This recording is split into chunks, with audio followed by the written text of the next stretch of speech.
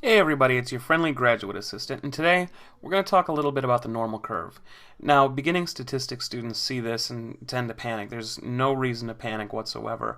Once you stop thinking about it, it's actually really easy. Let's first start out with an example of a circle. Okay, everybody's done this before. I mean, back in grade school and elementary school, you cut a circle in half and you got 50%. Cut it the other way, and you have quarters. So it's 25%, 25%, and so on. 25, 25. Everybody knows that. But what happens if you take a circle, or an egg shape in that case, cut it down the middle? Obviously you got 25%, or 50%, excuse me. But what if you do this? Well, I'm not sure. What if you do that?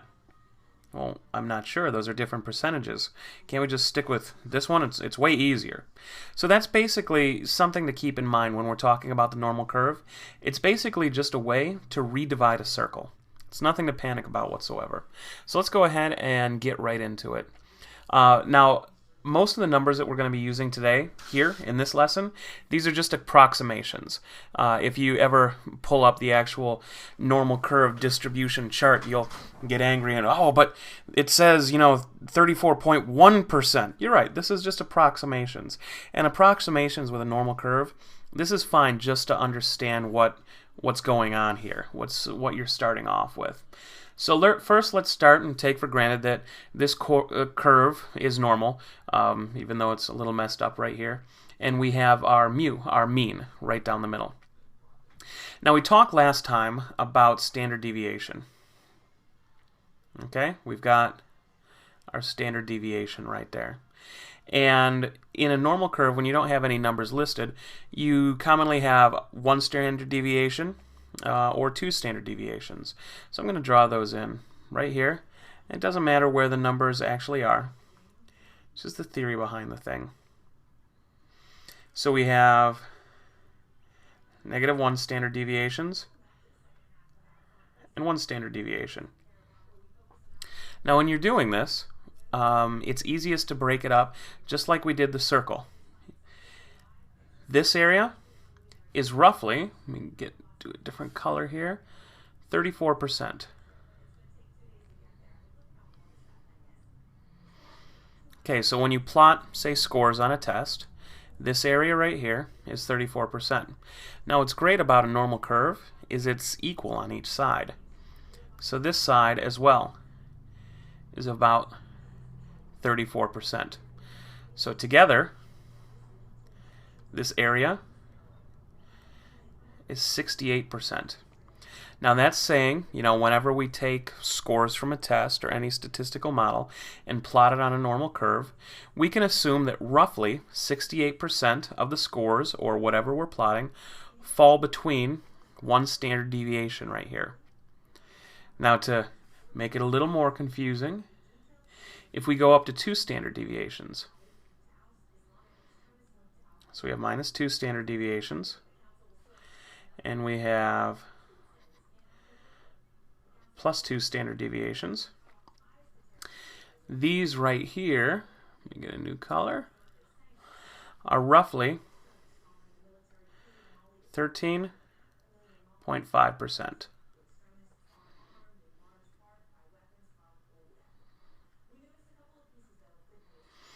So that means, 13.5% fall between 1 standard deviation to 2 standard deviations. Now, if you, say, ask the question of this right here, if you have a question of what percentage of scores falls between 2 standard deviations, you would add up 13.5 plus 13.5 plus 34 plus 34. Let me pull out my trusty calculator here. What do we got? 13.5 plus 13.5 plus 34 plus 34. So you've got, wow, 95%. So 95% of our scores falls within 2 standard deviations.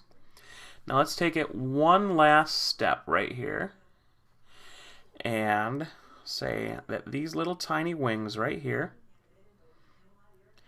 2.5% of scores falls 2 standard deviations or higher. So if we actually look at this complete plot, we come up with 100%. So we have 34 plus 34, that's 68%.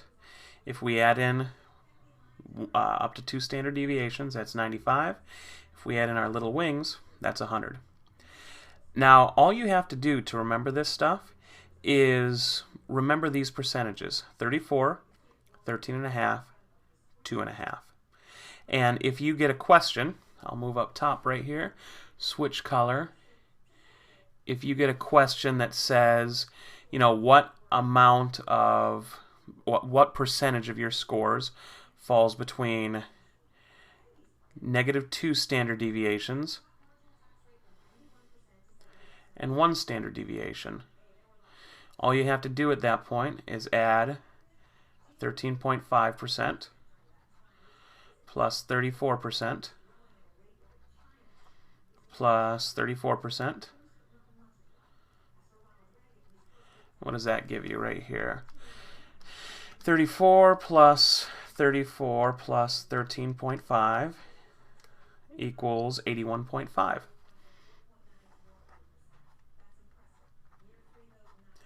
So you can say, if you're asked, you know, what percentage of scores falls in this area right here, you can say 81.5%. So the most important thing that you can get out of this one is just remember 34, and it's equal on each side, 13.5 equal on this side, 2.5 equal on each side. What I find most easy is whenever you're asked a question about the normal curve, actually draw out the normal curve and plot what they're asking. I'm a visual learner. I'm sure many of you are as well.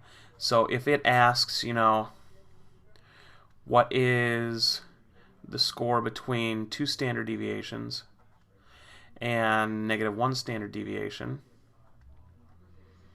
you can at that point say, okay, this is the area that I need to figure out right there, and I know that my percentages are 34, 34, and 13.5. So if the question is asking me, what is this right here, I can say, okay, 34 plus 34 plus 13.5, and again, that's 81.5%. So 81.5% of my scores falls between 2 and -1 right there. So one of the tips when you're figuring out things with the normal curve is just to draw a picture. It's one of the most helpful things you can do.